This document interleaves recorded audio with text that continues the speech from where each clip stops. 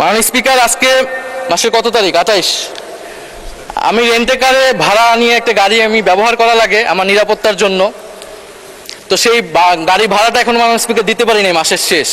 সরকার দলীয় অনেক নেতা তারা জেলে থাকা অবস্থায় তাদের সম্পদ মাননীয় স্পিকার কয়েক গুণ বৃদ্ধি পেয়েছে আওয়ামী লীগ আমলে। মাশাআল্লাহ, এই আমলে সেটা কয়েক গুণ বৃদ্ধি পাবে মাননীয় স্পিকার, এটা আমরা জানি না। যারা ধান খেতে পাট খেতে মাননীয় স্পিকার থাকতে হতো, 5ই আগস্টের পরে তাদের জীবনের কি পরিবর্তন হয়েছে তারা তাদের প্রতিবেশীরা মাননীয় স্পিকার খুব ভালো করেই জানে। আমরা বিজেপিকে সাধুবাদ জানাই এই মহান সংসদ থেকে, তারা যেভাবে প্রতিরোধ করছে, যেভাবে দৃঢ়তার সাথে দাঁড়িয়ে রয়েছে। বাংলাদেশের 18 কোটি জনগণ মাননীয় স্পিকার বাংলাদেশ বিজেপির সাথে রয়েছে। আপনারা তরুণদেরকে ইনভেস্ট করেন, আপনারা তরুণদেরকে ঋণ দেন, তরুণদেরকে টাকা দেন, তরুণদেরকে প্রশিক্ষিত করেন, সেই টাকা আপনি অর্থনীতি অনেক বেশি পাবেন। একজন তরুণ যদি কর্মক্ষম হয়, সে তার বাড়িতে 2,500-এরও বেশি টাকা দিয়ে তার পরিবারকে সে দিতে পারবে। মাননীয় স্পিকার, অ্যাসালম, শিকদার, জেমকন, বেক্সিমকো, নাসা, সামিট, ওরিয়ন, এই ধরনের গ্রুপগুলা যারা এই দেশের অর্থ পাচার করেছে, সেই সকল ঋণ খেলাপিদের বিরুদ্ধে আপনি কি আইনগত ব্যবস্থা নিচ্ছেন? এবং বিদ্যমান আইন দিয়ে আপনি আসলে তাদের বিরুদ্ধে খুব বেশি ব্যবস্থা নিতে পারবেন না। জুলাই আসতেছে, এর মধ্যে যাতে জুলাই গণ অভ্যুত্থান জাদুঘর সেটাকে ওপেন করা হয়। মাননীয় স্পিকার, বিসমিল্লাহির রহমানির রহিম। মাননীয় স্পিকার, আপনাকে ধন্যবাদ। আশা করি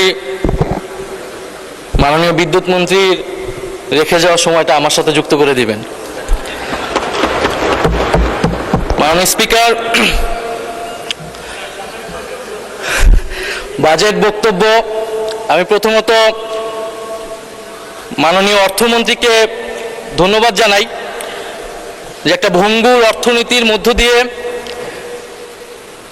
এই সরকার অনেকের অনেক চাহিদা, অর্থনৈতিক সংকট, এর মধ্য দিয়ে যে কোনো অর্থমন্ত্রীর একটা বাজেট পেশ করা আসলেই অনেক দুরূহ কাজ, দুঃসাধ্য কাজ। এবং মাননীয় অর্থমন্ত্রীর বাজেট বক্তব্যটা অত্যন্ত সুলিখিত হয়েছে, 234 পৃষ্ঠার বক্তব্য। সেটার জন্য মাননীয় অর্থমন্ত্রীকে আমি প্রথমত ধন্যবাদ জানাই। মাননীয় স্পিকার, প্রশংসা দিয়ে শুরু করলাম। মাননীয় স্পিকার, বাজেট নিয়ে বিরোধী দলের পক্ষ থেকে যেই মোটা দাগে যে সমালোচনাগুলো সেগুলা ইতিমধ্যে চলে এসেছে, সেখানে আমার নতুন করে আসলে যুক্ত করার কিছু নাই। আমরা বলেছি এই বাজেটটা ঘাটতি বাজেট। আমরা বলেছি যে রাজস্ব লক্ষ্যমাত্রা নির্ধারণ করা হয়েছে এটি অবাস্তব। সরকার দলের পক্ষ থেকে তারা বলেছেন তারা স্বপ্নবিলাসী, তারা অসম্ভবকে সম্ভব করতে চায়। যেভাবে তারা নির্বাচনে জয়লাভ করেছেন একইভাবে তারা এই বাজেটকেও বাস্তবায়ন করতে চান তারা। তো মাননীয় স্পিকার, নির্বাচনের বিতর্কে আমি যাব না, সেটা অন্যদিকে চলে যাবে, নিশ্চয়ই একদিন সত্য প্রকাশিত হবে। মাননীয় স্পিকার, বাজেট অর্থনীতির সাথে সম্পর্কিত। রাষ্ট্র যেমন কোনো আবেগের বিষয় না, অর্থনীতিও কোনো আবেগের বিষয় না। আমরা বললাম, আমরা চাইলাম, আমরা বাস্তবায়ন করে ফেলবো সবাই মিলে, আর আমরা করে ফেলবো, এটা সম্ভব নয়। একটি বাজেট বা অর্থনীতির পরিবর্তনের জন্য উৎপাদন, বন্টন, ভোগ, বিনিয়োগ সবকিছুর একটি সুষম পরিকল্পনা প্রয়োজন। সেই পরিকল্পনা আমরা এই বাজেট বক্তব্যে মাননীয় স্পিকার পাইনি। মাননীয় স্পিকার, বাজেটের যাওয়ার আগে আমি যদি একটু অর্থনৈতিক প্রেক্ষাপট নিয়ে কথা বলি। 1971 সাল বাংলাদেশের ছাত্র, তরুণ, কৃষক সবাই একটি জনযুদ্ধের মাধ্যমে এই ভূখণ্ডকে স্বাধীন করলো, লক্ষ্য সামাজিক ন্যায় বিচার প্রতিষ্ঠা করা। কিন্তু দুঃখের বিষয় 1971 সালের পরে আমরা দেখলাম কলকারখানা সবকিছু জাতীয়করণ করে রক্ষী বাহিনীর হাতে তুলে দেওয়া হলো। আওয়ামী লীগের নেতাকর্মীরা সবকিছু দলীয়করণ করলো, ভোগ দখল করলো। ফলশ্রুতিতে দুর্ভিক্ষ আসলো, হাজার হাজার মানুষ মারা গেল, আমাদের অর্থনীতি আরো ভঙ্গুর পরিস্থিতিতে আসলো। পরবর্তীতে বাকশাল হলো, বাকশালের পতন ঘটলো এবং ঘটনা পরিক্রমায় মেজর জিয়াউর রহমান বাংলাদেশের শাসক হলেন। জিয়াউর রহমান ক্ষমতায় এসে যেই নীতিটি নিয়েছিল মাঝারি, ক্ষুদ্র এবং মাঝারি শিল্পের বিকাশ, জিয়াউর রহমান সঠিকভাবে অনুধাবন করেছিলেন বাংলাদেশের সেই সময়ের অর্থনৈতিক সংকট হচ্ছে কর্মসংস্থান। ফলে তিনি মুক্তবাজার অর্থনীতিকে প্রমোট করলেন এবং আমাদের আজকের যে পোশাক শিল্প সেটা জিয়াউর রহমানের হাত ধরে বাংলাদেশে প্রতিষ্ঠিত হলো। আমরা 1978 সালে জিয়াউর রহমান নুরুল কাদেরের দেশ গার্মেন্টসকে প্রমোট করলেন, সহায়তা করলেন দেশ গার্মেন্টস প্রতিষ্ঠায়। সাউথ কোরিয়ার জাইইউ নামক একটি কোম্পানির সাথে চুক্তি করে এদেশের উদ্যোক্তাদের, পোশাক শিল্পের উদ্যোক্তাদের প্রশিক্ষিত করলেন এবং এর মাধ্যমে কয়েকশো শিল্প কারখানা তৈরি হলো, মাঝারি শিল্পের বিকাশ হলো এবং দেশে কর্মসংস্থান তৈরি হলো। মাননীয় স্পিকার, আমাদের দেশে বর্তমান যে সংকট, কর্মসংস্থানের সংকট, আমাদেরকে জিয়াউর রহমানের মতো এই ধরনের একটা নীতি বা পরিকল্পনা অনুসরণ করা প্রয়োজন ছিল মাননীয় স্পিকার।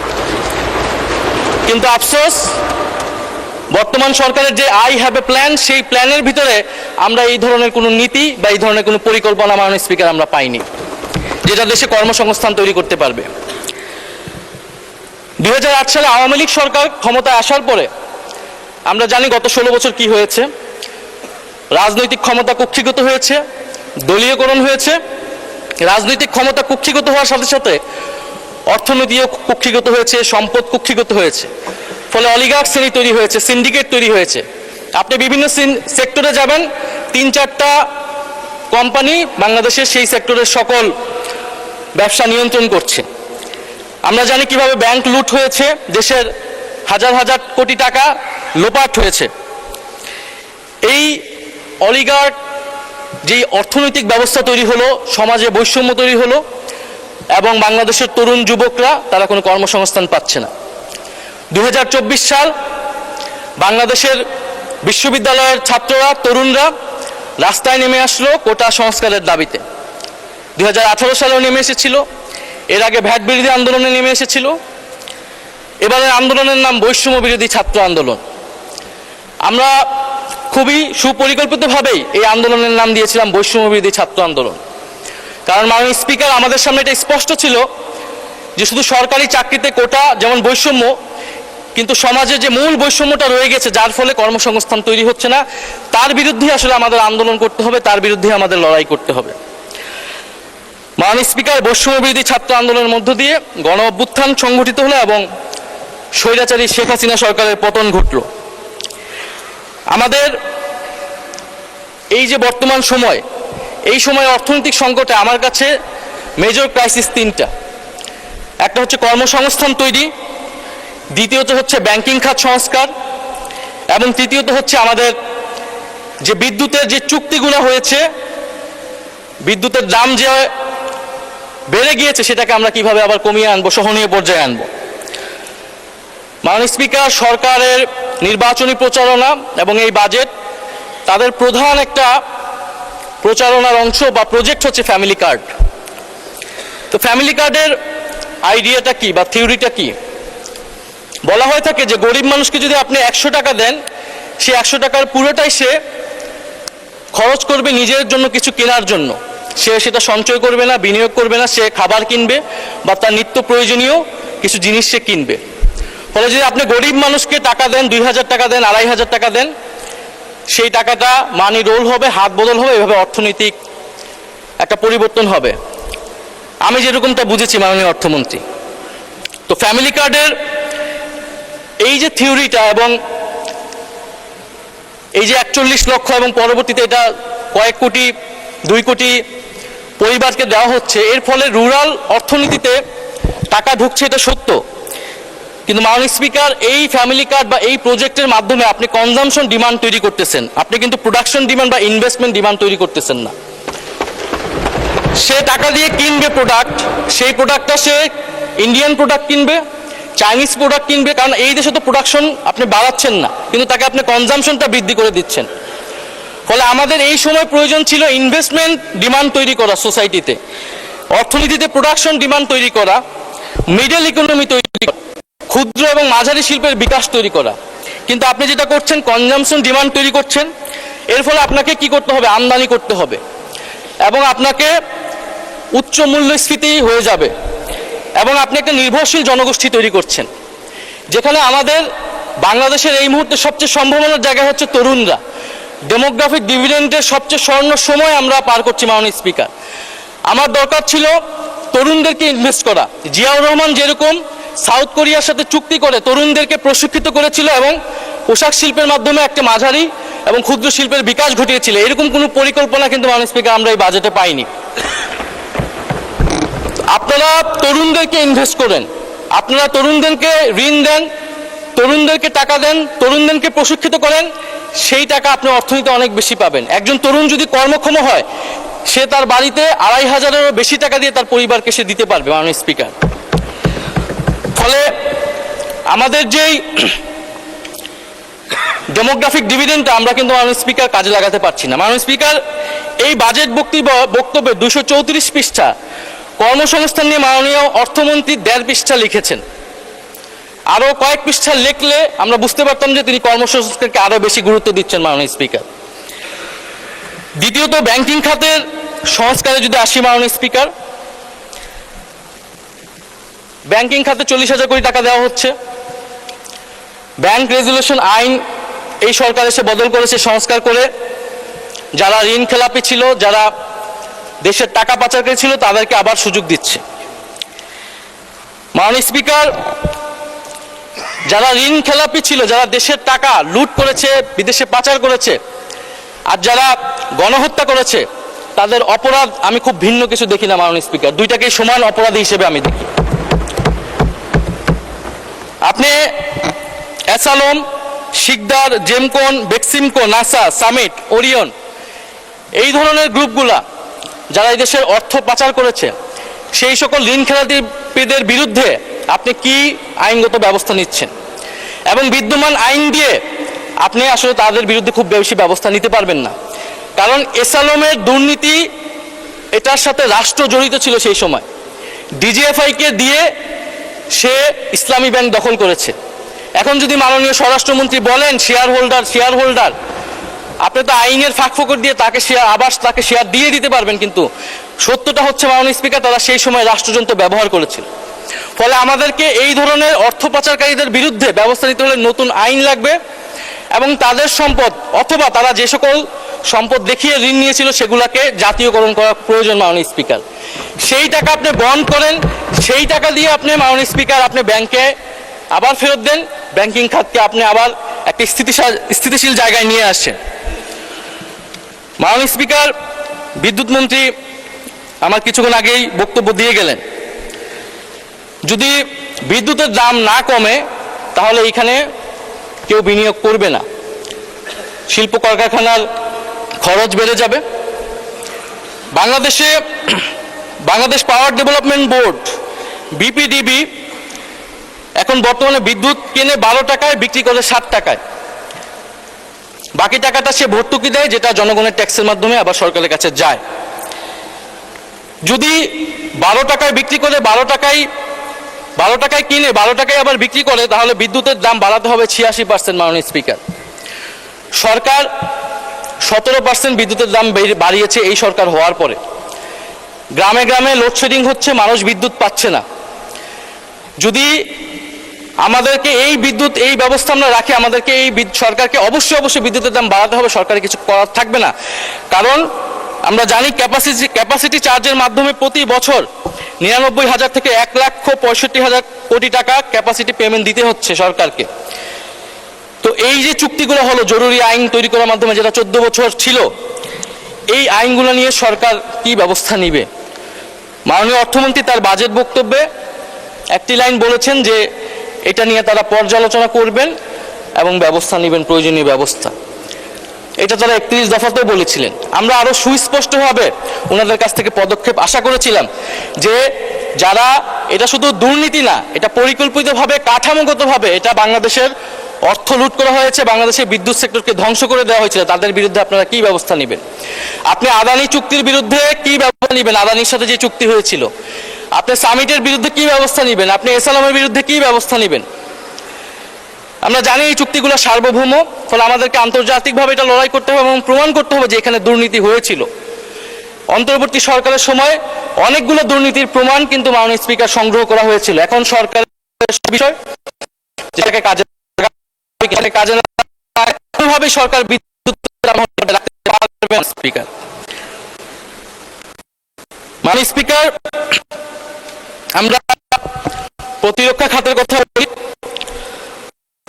প্রতিরক্ষা খাতে অর্থমন্ত্রী বাজেট বক্তব্য এক প্যারাগ্রাফ লেখার সময় স্পিকার, আমরা করেছিলাম একটা জাতীয়তা আমাদের প্রতিরক্ষা খাত নিয়ে কি ধরনের পরিকল্পনা করে, সেখানে প্রতিরক্ষা খাতের যে বরাদ্দ দেওয়া আছে পরিচালন ব্যয় বরাদ্দ মাননীয় স্পিকার। দ্বিতীয়ত এবং জাতীয় সম্পদ আমাদেরকে কিভাবে সুষ্ঠু ব্যবহার করতে কিছু আমি মনে করি গুরুত্বপূর্ণ কথা বক্তব্যে এসেছে। মাননীয় স্পিকার, আরেকটি গুরুত্বপূর্ণ বিষয় হচ্ছে মাননীয় অর্থমন্ত্রী তার বক্তব্যে অর্থনীতির গণতন্ত্রায়নের কথা বলেছেন, ডিরেগুলেশনের কথা বলেছেন, অর্থনীতির পুনরুদ্ধার পুনর্গঠন, অনেক সুন্দর সুন্দর কথা বলেছেন।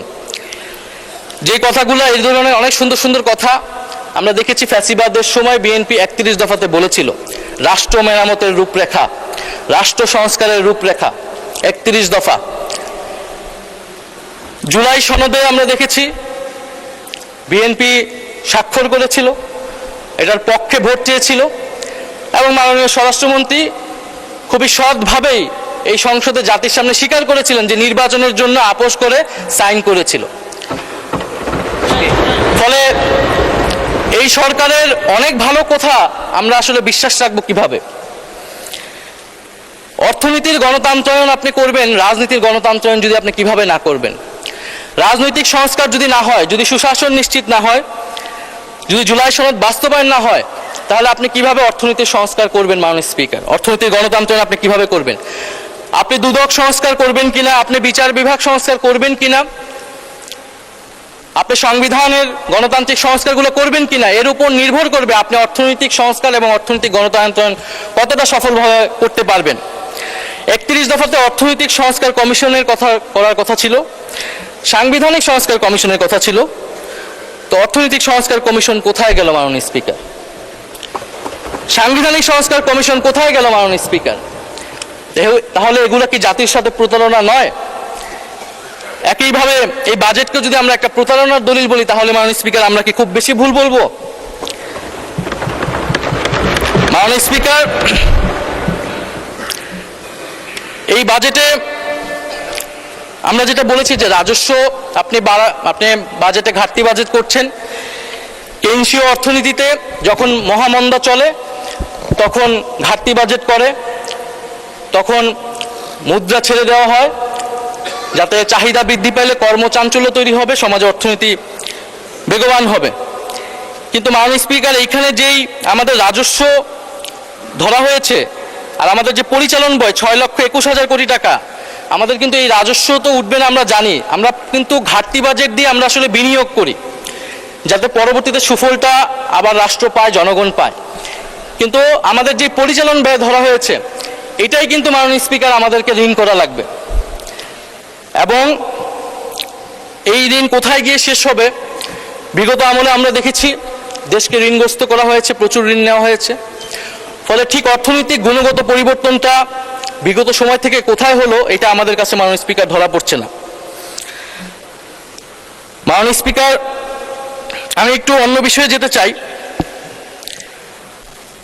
আমাদের একজন সরকার দলীয় মাননীয় সংসদ সদস্য তার এক বক্তব্যে বলেছেন যে এখন অনেকে গাড়ি চড়ে, যে আগে তারা কি চড়তো বা রিক্সায় চড়তো, এখন তারা গাড়ি চড়ে, এরকম একটা কথা বলেছেন মাননীয় স্পিকার। মাননীয় স্পিকার, আজকে মাসের কত তারিখ? 28। আমি রেন্টে কারে ভাড়া নিয়ে একটা গাড়ি আমি ব্যবহার করা লাগে আমার নিরাপত্তার জন্য, তো সেই গাড়ি ভাড়াটা এখন মাননীয় স্পিকার দিতে পারিনি, মাসের শেষ। তো আমাদের সরকার দলীয় অনেক নেতা তারা জেলে থাকা অবস্থায় তাদের সম্পদ মাননীয় স্পিকার কয়েক গুণ বৃদ্ধি পেয়েছে আওয়ামী লীগ আমলে। মাশাআল্লাহ, এই আমলে সেটা কয়েক গুণ বৃদ্ধি পাবে মাননীয় স্পিকার, এটা আমরা জানি না। যারা ধান খেতে পাট খেতে মাননীয় স্পিকার থাকতে হতো, 5ই আগস্টের পরে তাদের জীবনের কি পরিবর্তন হয়েছে তারা তাদের প্রতিবেশীরা মাননীয় স্পিকার খুব ভালো করেই জানে। মাননীয় স্পিকার, জুলাই ফাউন্ডেশন নিয়ে কিছু কথা বলতে চাই। জুলাই ফাউন্ডেশন গণ অভ্যুত্থানের পরে অন্তর্বর্তী সরকারের সময় গঠিত হয়েছিল। এই ফাউন্ডেশনটি বর্তমানে অর্থাভাবে চলতে পারছে না। সরকারের কাছে, অর্থমন্ত্রীর কাছে আবেদন থাকবে, ওনারা অনেক টাকা খরচ করছে বিভিন্ন জায়গায়, এই ফাউন্ডেশনে যাতে ওনারা একটা বরাদ্দ দেয়, এটার জন্য খুব বেশি খরচ হবে না। সরকার বিভিন্ন ফাউন্ডেশন এমনিতে পরিচালনা করে। জুলাই গণ অভ্যুত্থান অধিদপ্তর যেটা, সেইটার একটা ফাংশন আছে, কিন্তু জুলাই ফাউন্ডেশনের মাধ্যমে পুনর্বাসন, কাউন্সিলিং সহ অনেকগুলো কাজ যেটা সরকারি অধিদপ্তরের মাধ্যমে সম্ভব হবে না। ফলে আমরা আশা করব যে জুলাই ফাউন্ডেশনের অর্থমন্ত্রী বরাদ্দ দিবেন। জুলাই গণ অভ্যুত্থান জাদুঘর, শোনা যাচ্ছে যে সরকারের একটা অংশ জাদুঘরটাকে খুলতে দিচ্ছে না। আমরা জানি না এটা সত্য কিনা, আমরা আশা করব এই কথাটা যাতে সত্য না হয়। এবং 5ই আগস্টের মধ্যেই জুলাই আসতেছে, এর মধ্যে যাতে জুলাই গণ অভ্যুত্থান জাদুঘর সেটাকে ওপেন করা হয়। মাননীয় স্পিকার, আরেকটু অন্য বিষয়ে যেতে চাই, যেটা দুর্নীতি নিয়ে অনেকেই কথা বলেছেন। দুর্নীতি রোধ করার জন্যই মাননীয় স্পিকার সুশাসন এবং রাজনৈতিক সংস্কারের প্রয়োজন ছিল, গণভোট বাস্তবায়নের দরকার ছিল। মাননীয় স্পিকার, দুর্নীতি নিয়ে একটা গল্প আছে। এক ভারতীয় যুবক এবং এক বাংলাদেশি যুবক একসাথে বিলেতে পড়াশোনা করতে গিয়েছে। সেখানে তাদের পরিচয় এবং তারা সেখানে কোনো রকমের ডিগ্রি নিয়ে দেশে ফিরেছে। তো দেশে ফিরে তাদের কাছে মনে হয়েছে তারা যদি ধনী হতে চায় তাহলে রাজনীতি হচ্ছে তাদের জন্য সবচেয়ে সহজ অপশন। দুজনেই রাজনীতিতে যুক্ত হলো এবং দুজনেই অল্প সময়ের মধ্যে সংসদের সদস্য হয়ে গেল দুই দেশের। এর মধ্যে ভারতীয় যেই যুবক ছিল সে অনেক ধন সম্পদ করে ফেললো এবং সে বাংলাদেশি যুবককে তার দেশে দাওয়াত দিল। তো বাংলাদেশি যুবক ভারতে গেল এবং বিমানবন্দরে নেমেই সে জিজ্ঞেস করলো যে তুমি কিভাবে এত ধন সম্পদ করতে পেরেছো? তো ভারতীয় যুবক বলল যে তুমি যখন বিমানবন্দরে আবার যখন ফেরত যাবা তখন আমি সেই রহস্যের কথা বলবো। তো সে ভারত ঘুরে আবার যখন ফেরত যাচ্ছে বিমানবন্দরে, তখন রাস্তায় সে ভারতীয় যুবক নদীর উপরে একটা সেতু দেখাচ্ছে যে এই সেতুটা দেখছো, এই সেতুর অর্ধেক হচ্ছে আমার ধন সম্পদের উপর দাঁড়িয়ে আছে। বাংলাদেশি যুবকটা সেই ইঙ্গিতটা বুঝতে পারলো এবং দেশে ফিরে আসলো। দেশে ফেরত এসে কয়েক বছরের মধ্যে সেও অনেক ধন সম্পদের মালিক হয়ে গেল এবং ভারতীয় যুবককে আবারও বাংলাদেশে দাওয়াত দিল। ভারতীয় যুবক বাংলাদেশে আসলো, এসে সেই বাংলাদেশি যুবককে বলল কোথায় তোমার সেতু কোথায়? তো বাংলাদেশি যুবক বলল যে তুমি থাকো 2 দিন, যাওয়ার সময় বিমানবন্দরে আমি তখন তোমাকে এই রহস্যের কথা বলবো। তো 2 দিন থেকে সে যখন বিমানবন্দরে আবার বিদায় দিতে জানাচ্ছে ভারতীয় যুবককে, তখন সে নদীর উপরে একটা সেতু দেখাচ্ছে যে ওই যে দেখছো সেতুটা, ওই সেতুটার উপরে আমার ধন সম্পদের উপরে সেতুটা দাঁড়িয়ে আছে। ভারতীয় যুবক বলল কোথায়, সেতু কোথায়? তখন বাংলাদেশি যুবক বলল তুমি যদি সেতু দেখতেই তাহলে তার আমার ধন সম্পদ এতটা হতো না। তো মাননীয় স্পিকার, বাংলাদেশের উন্নয়ন, মেগা প্রকল্প, মেগা প্রজেক্ট, এগুলোর মাধ্যমে ধন সম্পদ কিভাবে তৈরি হয়, আমলাতন্ত্র, রাজনীতিবিদ, ব্যবসায়ী চক্র কিভাবে ফুলে ফেপে বড় হয়েছে করার জন্য জবাবদিহিতার আওতায় আনার জন্য মাননীয় স্পিকার হচ্ছে জুলাই সনদ এবং গণভোট অনুষ্ঠিত হয়েছিল। আপনি যে লোকাল লেভেলে ফ্যামিলি কার্ড দিচ্ছেন সেখানে যে দুর্নীতি হবে না তার কি গ্যারান্টি? আপনি কিভাবে সেটা নিশ্চিত করবেন যে সেটা যার প্রাপ্য সে পাবেন? আপনি কি স্থানীয় প্রশাসনকে শক্তিশালী করেছেন? আপনি কি স্থানীয় সরকারকে সংস্কার করেছেন? আপনি তো সেখানে দলীয় প্রশাসক বসিয়ে রেখেছেন। ফলে মাননীয় স্পিকার, দুর্নীতিকে রোধ করতে হলে আমাদেরকে অবশ্যই আমাদেরকে গণভোট বাস্তবায়ন করতে হবে, গণভোটের রায়, সংস্কার এবং জুলাই সনদ বাস্তবায়ন করতে হবে। মাননীয় স্পিকার, আমি শেষের দিকে এসে গিয়েছি, আরেকটি বিষয়ে যাব।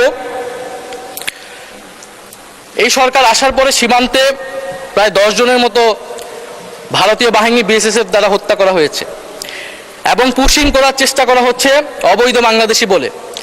আমরা এই বাজেট অধিবেশনে পুশিং নিয়ে একটা আলোচনা করতে চেয়েছিলাম মাননীয় স্পিকার। এই আলোচনাটা আমরা জানি না কোন কারণে এই আলোচনাটা আমাদেরকে করতে দেওয়া হয় নাই। সরকারি দল, বিরোধী দল, সমালোচনা, প্রশংসা, এত কথা হলো, আমরা কি 1 ঘন্টা সময় মাননীয় স্পিকার বের করতে পারতাম না পুশিং নিয়ে আলোচনা করার জন্য? আমরা বিএনপির নামের সাথে জাতীয়তাবাদ শব্দটা আছে, আমরা দেখতে চাই তারা কিভাবে সীমান্ত হত্যা বন্ধ করে মাননীয় স্পিকার, এবং সেই বিষয়ে আমরা সর্বাত্মকভাবে সহযোগিতা করব। আমরা বিজেপিকে সাধুবাদ জানাই এই মহান সংসদ থেকে, তারা যেভাবে প্রতিরোধ করছে, যেভাবে দৃঢ়তার সাথে দাঁড়িয়ে রয়েছে। বাংলাদেশের 18 কোটি জনগণ মাননীয় স্পিকার বাংলাদেশ বিজেপির সাথে রয়েছে। মাননীয় স্পিকার, পশ্চিমবঙ্গে একটি নির্বাচন হয়েছে এবং শুভেন্দু অধিকারী সেখানকার মুখ্যমন্ত্রী হয়েছে। নির্বাচনের আগে এবং পরে বাংলাদেশকে নিয়ে লাগামহীন বক্তব্য দিয়ে যাচ্ছে মাননীয় স্পিকার। তিনি বলেছেন এক জনসভায়, আমাদের জন্যই বাংলাদেশ তৈরি হয়েছে, বড় বড় কথা বলো, অবৈধ সবাইকে পাঠিয়ে দেব। তিনি এর আগে একটি জনসভায় বলেছেন, ইসরায়েল যেভাবে গাজাকে শিক্ষা দেয় বাংলাদেশকেও সেভাবে শিক্ষা দিতে হবে। মাননীয় স্পিকার, এই অদ্ভুতের জবাব বাংলাদেশ সরকারকে দিতে হবে, পররাষ্ট্র মন্ত্রণালয়কে দিতে হবে। আমরা পররাষ্ট্র মন্ত্রণালয় থেকে কঠোর জবাব আশা করছি এবং ইতিহাস ভুলে গেলে চলবে না।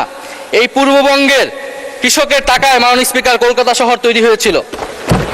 কলকাতা শহর আমরা 1937 সালে বিজয় লাভ করেছিলাম মাননীয় স্পিকার, এবং শ্যামাপ্রসাদ মুখার্জিরা তারা সাম্প্রদায়িক নীতির ভিত্তিতে পশ্চিমবঙ্গ ভাগ করেছিল, যে পশ্চিমবঙ্গ দিবস আজকে নরেন্দ্র মোদী পালন করছে।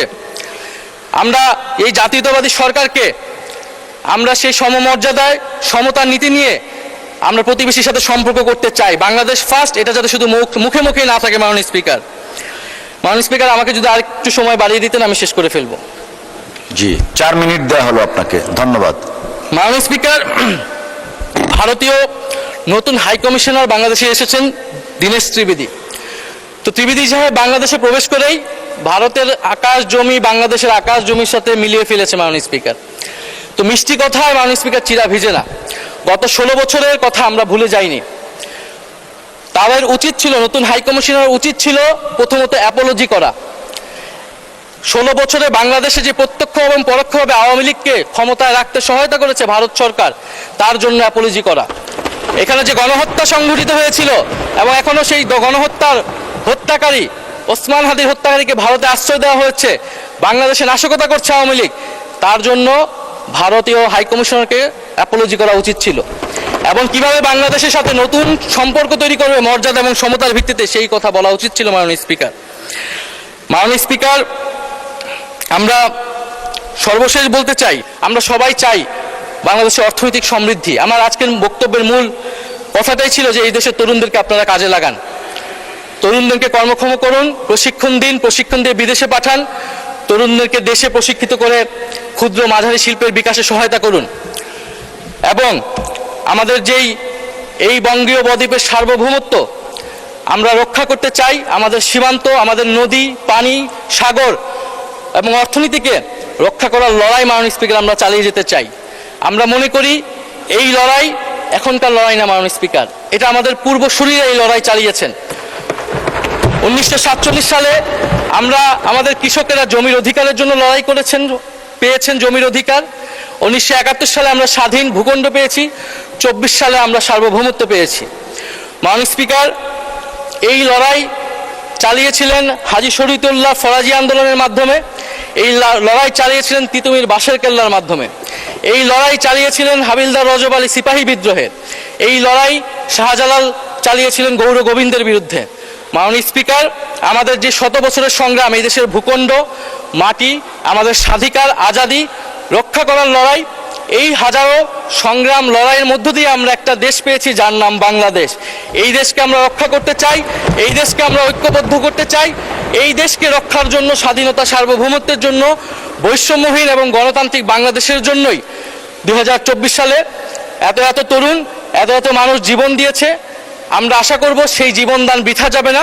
ফলে বর্তমান সরকারের প্রতি আমাদের আহ্বান থাকবে যে দুর্নীতি বন্ধ করুন, জুলাই সনদ বাস্তবায়ন করুন, এবং যারা টাকা পাচার করেছে, অর্থনৈতিকভাবে লুটপাট করেছে, তাদেরকে বিচারের আওতায় আনুন।